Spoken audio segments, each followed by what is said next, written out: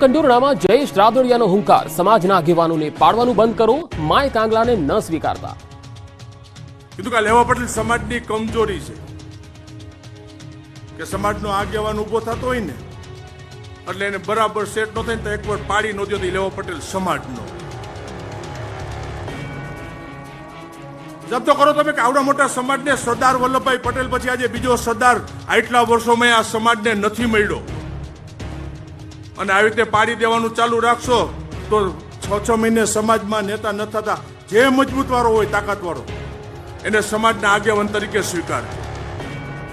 બાકી માય કાંગલા બેહી જાય તેને સ્વીકારતા નહીં. સમાજને કહું છું કે નીચે બેહાડી દેજો તે દિવસે. આ હુંકાર, આ લલકાર, આ અપીલ, આ ચિંતા કરી છે જામકંડોરણાના ધારાસભ્ય અને લેવા પટેલ સમાજના આગેવાન જયેશ રાદડિયાએ.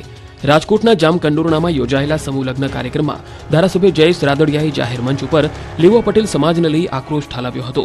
લેવા પટેલ સમાજની કમજોરી જાહેરમાં બોલ્યા જયેશ રાદડિયા. કહ્યું કે આટલા મોટા સમાજને સરદાર વલ્લભભાઈ પટેલ પછી બીજા સરદાર આજ સુધી નથી મળ્યા અને આગેવાન તરીકે જે મજબૂત હોય તેને સ્વીકારજો, માય કાંગલાઓને નીચે બેસાડી દેજો. તેઓએ સમાજને અપીલ કરતા કહ્યું કે 2024નું વર્ષ આવ્યું છતાં લેવા પટેલ સમાજને એક થવા માટે કહેવું પડી રહ્યું છે. સરદાર વલ્લભભાઈ પટેલ પછી આટલા વર્ષે સમાજને હજુ કોઈ સરદાર મળ્યા નથી. સમાજના આગેવાનને પાડી દેવાનું ચાલુ રાખશો તો 6 મહિને નેતા થતા નથી.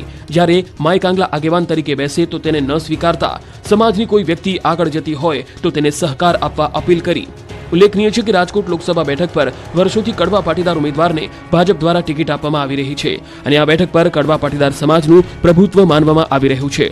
ત્યારે જયેશ રાદડિયાનું આ નિવેદન સૂચક માનવામાં આવી રહ્યું છે.